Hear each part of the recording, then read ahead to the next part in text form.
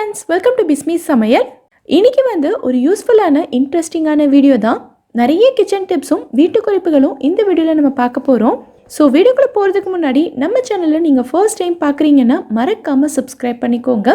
இப்போ நம்ம first tip என்னங்கிறத பார்க்கலாம். இட்லி தோசைக்கெல்லாம் நம்ம வீட்டில் தேங்காய் சட்னி பண்ணுவோம் இல்லையா?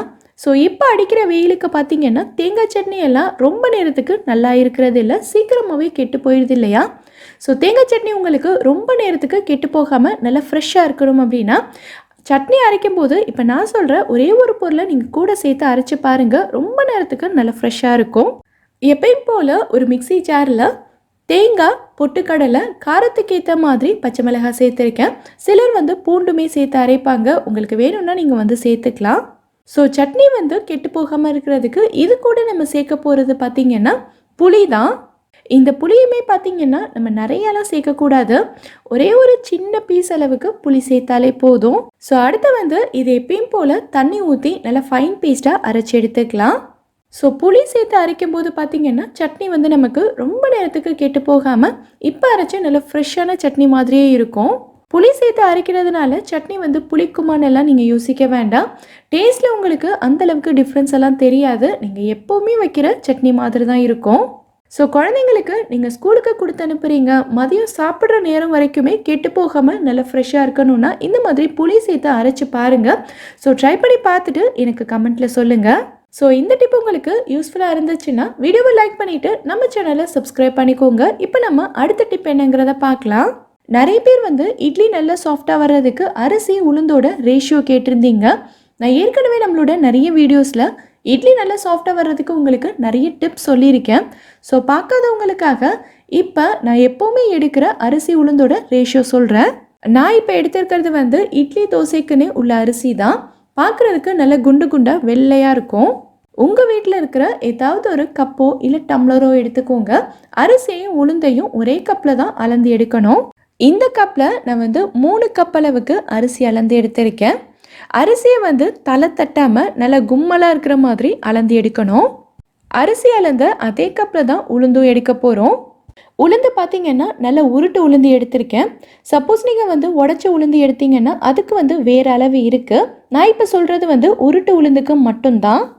4 கப் அளவுக்கு அரிசி எடுத்தோம் அப்படின்னா 1 கப் அளவுக்கு உளுந்து எடுக்கணும். நான் இன்றைக்கி 3 கப் அரிசி எடுத்திருந்ததுனால 3/4 கப் அளவுக்கு தான் உளுந்து எடுத்திருக்கேன். நிறைய பேர் 5 கப் அரிசிக்கு 1 கப் உளுந்து சேர்ப்பாங்க. ஆனால் எனக்கு என்னமோ 4 கப் அரிசிக்கு 1 கப் உளுந்து தான் கரெக்டாக இருக்குது. வெந்தயம் 1 டேபிள் ஸ்பூன் அளவுக்கு எடுத்துக்கோங்க. வெந்தயத்தை தனியாக ஊற வைக்கணுங்கிற அவசியம் கிடையாது, அரிசியோடையே நம்ம சேர்த்து போட்டுக்கலாம். அடுத்து இதை 2-3 தடவை நல்லா தண்ணி ஊற்றி கழுவிட்டு மறுபடியும் தண்ணி ஊற்றி நம்ம ஊற வச்சுக்கலாம். 4லேருந்து 5 மணி நேரத்துக்கு கண்டிப்பாக ஊற வைக்கணும். இப்போ வெயில் காலமாக இருக்கிறதுனால 4 மணி நேரமே போதுமானதாக இருக்கும். ஃபஸ்ட்டு உளுந்தை மட்டும் தனியாக போட்டு நல்லா பொங்கி வர்ற அளவுக்கு அரைச்சிட்டு அதுக்கப்புறமா அரிசி போட்டு அரைச்சி நீங்கள் இட்லி செஞ்சு பாருங்கள். இட்லி அவ்வளோ சாஃப்டாக பஞ்சு மாதிரி வரும். ஸோ ட்ரை பண்ணி பார்த்துட்டு எனக்கு கமெண்ட்டில் சொல்லுங்கள். தர்பூசணி பழம்லாம் பார்த்தீங்கன்னா இப்போ நல்ல சீசனில் இருக்குது.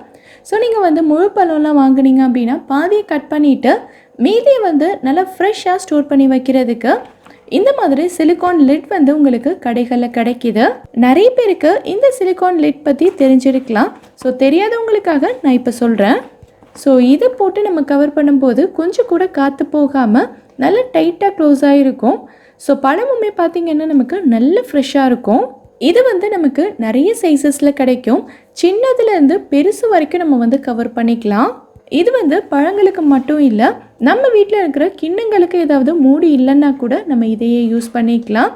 ஒவ்வொரு கிண்ணத்துக்கும் நம்மக்கிட்ட ஒவ்வொரு மூடி தேடிட்டு இருக்க முடியாது இல்லையா? சில சமயங்கள் எல்லாம் பார்த்திங்கன்னா அந்த கிண்ணத்தோட சைஸ்க்கு ஏற்ற மாதிரி மூடி நம்மக்கிட்ட இருக்காது. ஸோ அந்த டைம்லலாம் இது உங்களுக்கு ரொம்பவே யூஸ்ஃபுல்லாக இருக்கும். சிலிக்கான் தான் நல்ல எலாஸ்டிசிட்டியாக இருக்கும். ஸோ இழுத்து நம்ம போட்டு விட்டுக்கலாம், நல்லா டைட்டாக நின்றுக்கும். ஸோ இது கிச்சனுக்கு ரொம்பவே ஒரு யூஸ்ஃபுல்லான ப்ராடக்ட் தான். ட்ரை பண்ணி பாருங்கள். இப்போ நம்ம அடுத்த டிப் என்னங்கிறத பார்க்கலாம். சின்ன வெங்காயம் உரிக்கிறதுக்கு அலுப்பு பட்டுக்கிட்டே நம்மள நிறைய பேர் பார்த்திங்கன்னா பெரிய வெங்காயத்தையே டெய்லியும் சமையலுக்கு யூஸ் பண்ணுவோம். ஆனால் இந்த சின்ன வெங்காயத்தில் தான் நிறைய சத்துக்களும் மருத்துவ குணங்களும் இருக்குது. ஸோ கொஞ்சம் கூட கஷ்டப்படாமல் கண்ணும் எரியாமல் ரொம்ப ரொம்ப ஈஸியாக இதை உரித்து முடிச்சிடலாம். இந்த டப்பாவில் பார்த்திங்கன்னா நான் வந்து கொஞ்சமாக தண்ணி எடுத்திருக்கேன். இந்த தண்ணியில் நம்ம வந்து ஒரு 2-3 ஐஸ் க்யூபும் சேர்த்து போட்டுக்கலாம். சப்போஸ் உங்ககிட்ட ஐஸ் க்யூப் இல்லைன்னா தண்ணி வந்து நல்லா சில்லுன்னு இருக்கிற மாதிரி எடுத்துக்கோங்க, அதுவே போதும். இப்போது இந்த தண்ணியில் நம்ம வந்து வெங்காயம் எல்லாத்தையும் போட்டுக்கலாம். இன்றைக்கி சமையலுக்கு உங்களுக்கு எவ்வளோ தேவையோ அதை மட்டும் போட்டு வச்சுக்கோங்க. ரொம்ப நேரம்லாம் இல்லை, ஒரு 2-3 நிமிஷத்துக்கு போட்டு வச்சாலே போதும். அதுக்கப்புறமா நீங்கள் எடுத்து எப்பயும் போல் இதை உரிச்சிக்கலாம். ஸோ வெங்காயம் உரிக்கும் போது நமக்கு கண் எரியும், சிலருக்கு நெகமெல்லாம் எரிய ஆரம்பிக்கும்ல. ஸோ இந்த மாதிரி நீங்கள் உரிக்கும் போது அந்த பிரச்சனைகள் எதுவுமே உங்களுக்கு சுத்தமாக இருக்காது. வெங்காயம் உரிக்கும் போது இதோட தோலும் அங்கே இங்கன்னு பறந்து ஓடும்ல, அந்த பிரச்சனையும் உங்களுக்கு இருக்காது. தண்ணிக்குள்ளேயே நீங்கள் வந்து போட்டு வச்சுக்கலாம். தண்ணியில் போட்டு உரிக்கும் போது தோலும் உங்களுக்கு வந்து குட்டி குட்டியாக அங்கங்கே பிஞ்சு வராது, மொத்தமாக ஃபுல் தோலுமே உங்களுக்கு ஈஸியாக கலண்டு வரும். ஸோ இவ்வளோ ஈஸியாக சிம்பிளான மெத்தடில் நமக்கு வேலை முடியும் போது இனி கஷ்டப்பட வேண்டியதே இல்லை. எவ்வளோ வெங்காயமாக இருந்தாலும் சரி, டக்குன்னு ஈஸியாக உரிச்சு முடிச்சிடலாம். ட்ரை பண்ணி பாருங்கள். இப்போ நம்ம அடுத்த டிப் என்னங்கிறத பார்க்கலாம். நம்ம குழம்பு வைக்கும்போது குழம்புல இருந்து சீக்கிரமாகவே எண்ணெய் பிரிஞ்சு வந்துடணும், குழம்பு வந்து பார்க்குறதுக்கே நல்ல கலர்ஃபுல்லாக இருக்கணும் அப்படின்னா இப்போ நான் சொல்கிற மாதிரி நீங்கள் வந்து செய்யுங்க. எப்பயும் போல் குழம்பு வைக்கிறதுக்கு எண்ணெய் ஊற்றி நல்லா சூடானதுக்கு அப்புறமா வெங்காயம் தக்காளி எல்லாம் சேர்த்து நல்லா வதக்கி எடுத்துக்கலாம். முக்கியமான விஷயம், தக்காளி வந்து நல்லா வதங்கி வரணும். ஏன் அப்படின்னா குழம்புக்கு நம்ம சேர்க்குற மிளகாய்த்தூள் மசாலா பொருட்கள் மட்டும் இல்லாமல் நம்ம சேர்க்குற தக்காளியுமே நல்ல ஒரு சூப்பரான கலர் கொடுக்கும். குழம்பு வைக்க ஸ்டார்ட் பண்ணும் போதே பார்த்திங்கன்னா பக்கத்துலேயே இன்னொரு பர்னரில் ஒரு பாத்திரத்தில் தண்ணி பிடிச்சி அதையுமே வந்து சூடு பண்ணிக்கோங்க. இல்லை நீங்கள் வந்து கெட்டில்லாம் யூஸ் பண்ணுறீங்க அப்படின்னா அதுலேயும் நீங்கள் வந்து தண்ணி சூடு பண்ணிக்கலாம். இந்த தண்ணி சூடாகி வர்றதுக்கும் நம்ம சேர்த்த வெங்காயம் தக்காளி எல்லாம் வதங்கி வர்றதுக்கும் கரெக்டாக இருக்கும். தக்காளி நல்லா வதங்கினதும் மிளகாய்த்தூள் மசாலா பொருட்கள்லாம் சேர்த்து நல்லா வதக்கி விட்டதுக்கு அப்புறமா நம்ம சூடு பண்ணி வச்சுருக்க தண்ணியை எடுத்து இதில் ஊற்றி நல்லா கலந்து விட்டுறலாம். பொதுவாகவே குழம்பு வைக்கிறதுக்கு நம்ம வந்து நார்மல் வாட்டர் தான் யூஸ் பண்ணுவோம் இல்லையா? ஸோ இந்த மாதிரி நல்லா கொதிக்கிற தண்ணியை சேர்க்கும் போது எண்ணெயுமே உங்களுக்கு நல்ல சீக்கிரமாக பிரிஞ்சு வந்துடும். அதே சமயம் ஆல்ரெடி நம்ம வந்து கொதிக்கிற தண்ணி தான் இதில் ஊற்றுறதுனால குழம்புமே பார்த்திங்கன்னா டக்குன்னு கொதிக்க ஆரம்பிச்சிடும். நமக்கு வேலையும் ரொம்ப சீக்கிரமாக முடிஞ்ச மாதிரி இருக்கும். ஸோ எண்ணெயுமே உங்களுக்கு ரொம்ப சீக்கிரமாக பிரிஞ்சு குழம்பு வந்து பார்க்குறதுக்கே நல்ல கலர்ஃபுல்லாக இருக்கும். ஸோ காலையில் அவசர அவசரமாக சமைக்கிறவங்களுக்கு இந்த டிப் ரொம்பவே யூஸ்ஃபுல்லாக இருக்கும். கண்டிப்பாக ட்ரை பண்ணி பாருங்கள். அடுத்தது வந்து ஒரு சிம்பிளான எனர்ஜெட்டிக்கான ஒரு கிளாஸ் குடித்தாலும் நல்ல ஃபில்லிங்காக இருக்கிற மாதிரியான அவக்காடோ ஸ்மூதி தான் செய்ய போகிறோம். இதுக்கு நம்ம எடுத்திருக்க அவக்காடோ வந்து நல்ல பழமாக இருக்கிற மாதிரி எடுத்துக்கோங்க.